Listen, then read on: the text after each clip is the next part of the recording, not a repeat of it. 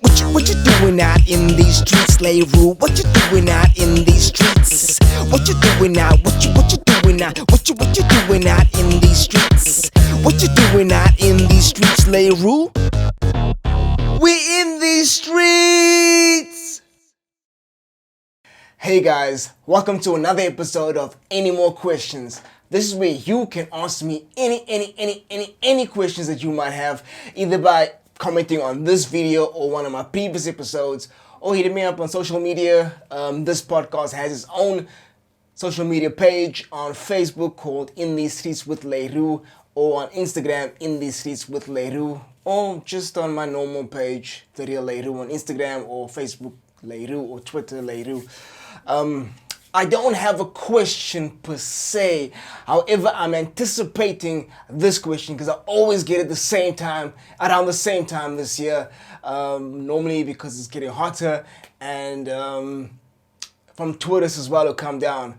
The question is what I take along with me on a hike. You know, when I'm out doing my mountain goat shit. So I'm preempting the question, I'm anticipating it, so I'm already having something in the chamber when it does come along. Keep in mind, I'm not going to talk about what I take with me exactly because we're all different, our requirements are different. I know exactly what I need to take with me up there based on experience, the amount of time I'm going to spend up there, fitness level, climate. And this video is just a general tips basically of what to take along with you on the hike to make your experience the most pleasant possible. Alright, so let's start off by just saying that it's just a general guideline. That's not what I take with me.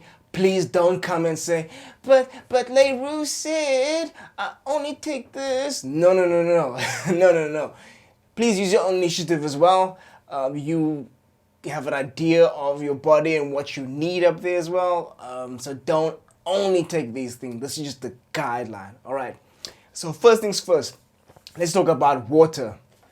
This is very important. This is also based on climate, how the length of your hike, your fitness level. But the rule of thumb is take at least 2 liters of water up with you. Not 2 liters, and that's gonna cover 2 people or 3 people, like 2 liters per person. That's very important. I've seen so many fucking times when people are on the mountain, they are exhausted, they have no water, they thought 250 mils was gonna be enough. It's never fucking enough.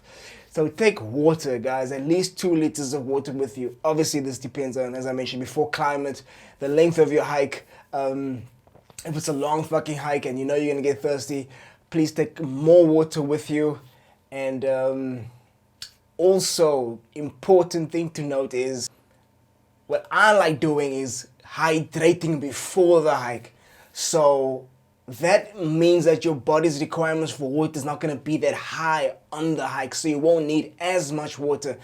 Don't now take less water because you're hydrating before the time. Still keep that 2 liters of rule of thumb.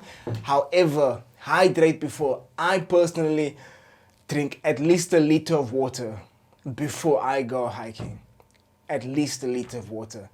So it depends on you, depends on how you feel, but that's just what I do.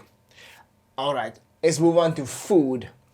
I normally go on 3 rules. I go on protein, I go on salts, I go on sugar, which is fruits. Those are the 3 principles for me that I look at. So protein, I normally take, let's move away from what I take.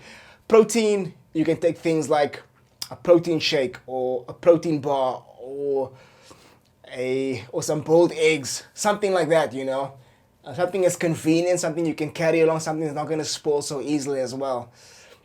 When it comes to salty things, salt is very important. Sodium is so important.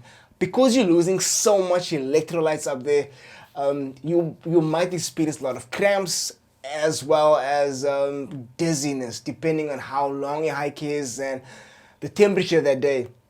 So the more you sweat, the more electrolytes you're going to lose. And and sodium is so important for brain function. It's so important for your brains, for your neurons to function. If there's no salt, there's no your neurons cannot fire, which means that you're gonna feel dizzy, you're gonna feel lightheaded, you're gonna yeah, you could have a risk of serious injury if you don't have enough salt in your system, besides the cramps factor. So sodium is very important. I normally take, when it comes to sodium, I take salted nuts. I take salted nuts along with me. So you could do the same. You could take salted nuts. I don't know. Some people take chips. Some Lay's chips or whatever chips, salty snack that you can think of. Take that along with you. That's very important. A lot of people don't speak about that.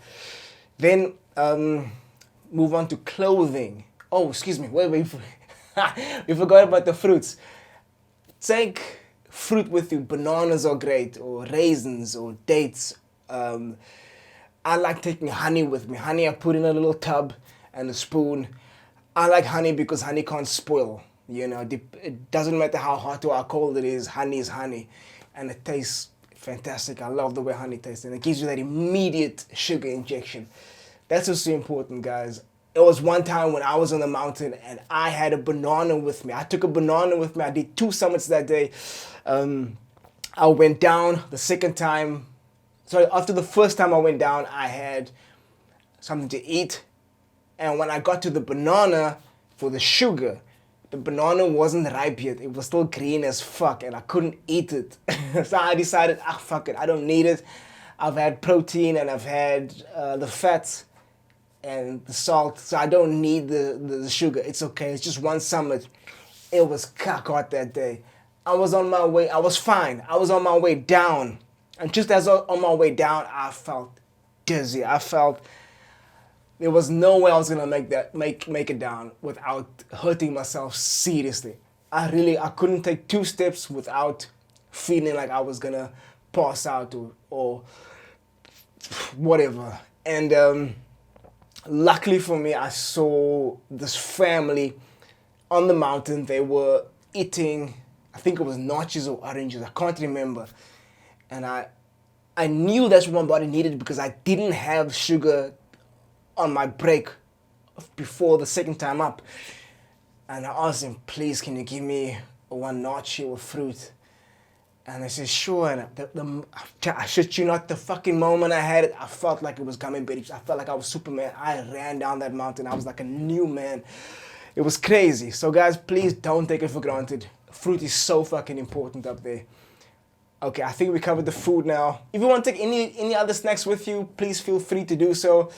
A lot of people take sweets and stuff, and just yeah. A lot of people take samosas and pies and whatever. So yeah, whatever you want to take with, But those are just the essential things you might need. Let's move on to clothing, attire. Please don't wear church shoes or don't wear a fucking church pant or a jean pant. It is comfortable. Don't think of it as a fucking outing. I've seen people out there in a jean pant and some fancy shoes and and a shirt, and don't think it like this is like a fancy outing. Think of it like a sporting activity, like you're going to go to the gym or you're going for a run or something. Wear, depending on the weather, track pant or shorts or pair of leggings or t-shirt, but dress comfortably. Please don't. Also, your shoes is very important. What you wear, you want something that's gonna give you grip. Please, guys, you can slip and fall easily over there. So for the casual hiker, yes, I'm not saying you should go out and go get yourself now a pair of trail running shoes now, because it's quite expensive as well, especially if you're only doing it once every year, you know what I mean? But wear a decent pair of sneakers that has got decent grip, that you're not going to slip and fall every step you take, especially on the down. It's very important. On the down is very tricky, especially if it's wet. Oh my fuck. Yo, it's crazy. So Be careful of what you wear. What you wear is very important, guys. Also, rule of thumb when it comes to the mountain, or especially the mountain, take a jacket with you. Just something that's gonna be able to prevent or protect you from wind or some rain. I'm not saying get a heavy, thick ass coat. Get something just light enough to protect you from wind or rain in case it happens. And just keep it with you, because that weather changes just like that. It might be sunny as fuck and you're having a great time. Next thing you know, you're in a fucking storm. I shit you not. So just be prepared. All right. What else is there? Oh, phone. Please take a fully charged phone along with you.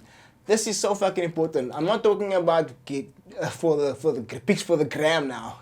This is in case shit happens, so you can phone somebody if you're in trouble. You know, always do some research what the emergency rescue number is, or have somebody's number on speed dial, so that in case you don't have the energy to scroll through your phone to locate your brother or your wife or husband, you can just press one button and boom, he or she will be contacted.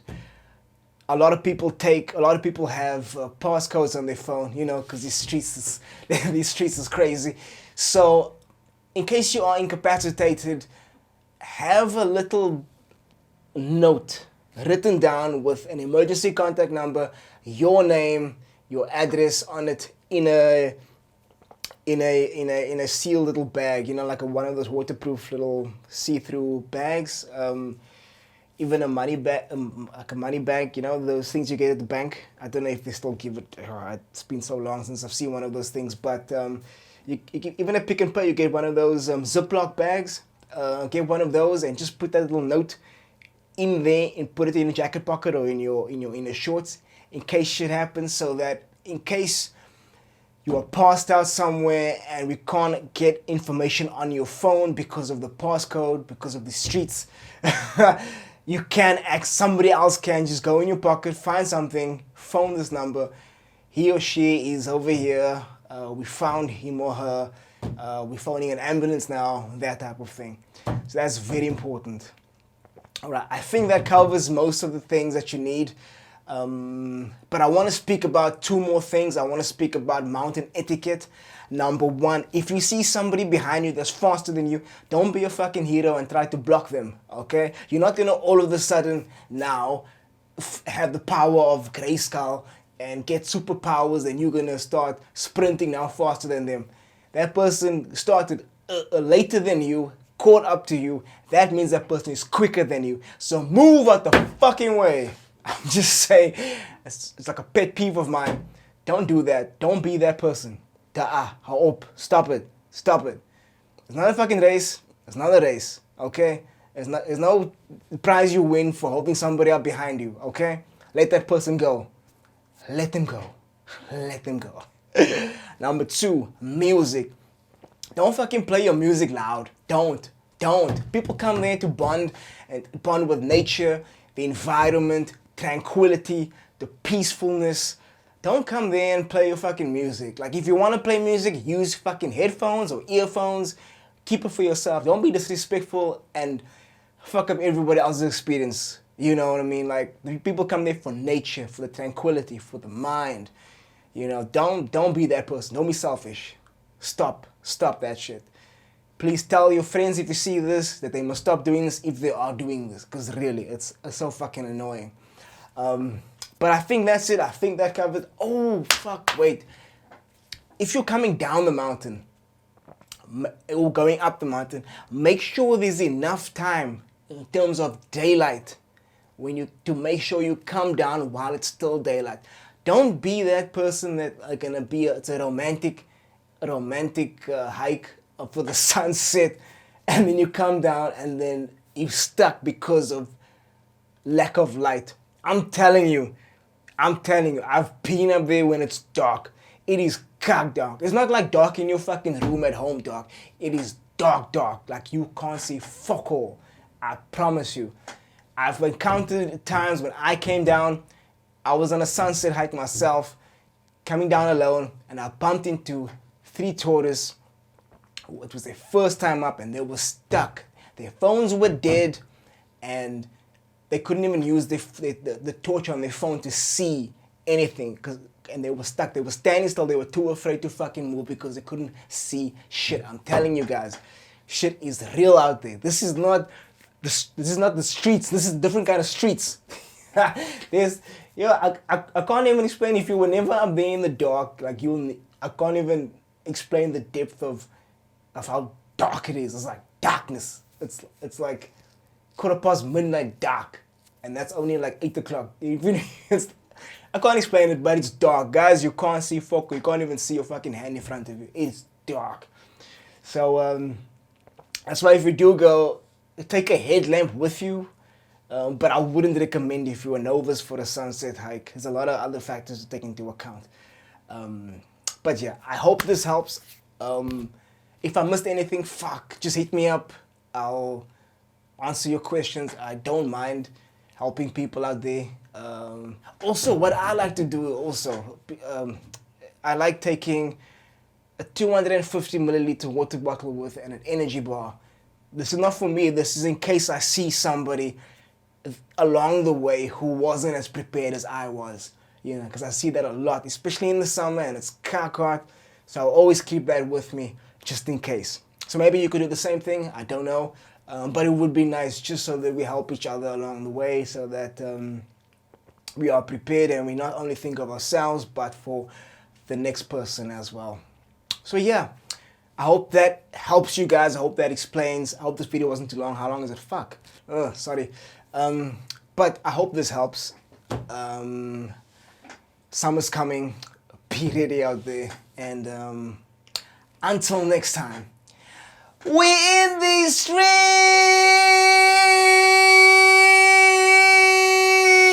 What you doing out in these streets, Leroux? What you doing out in these streets?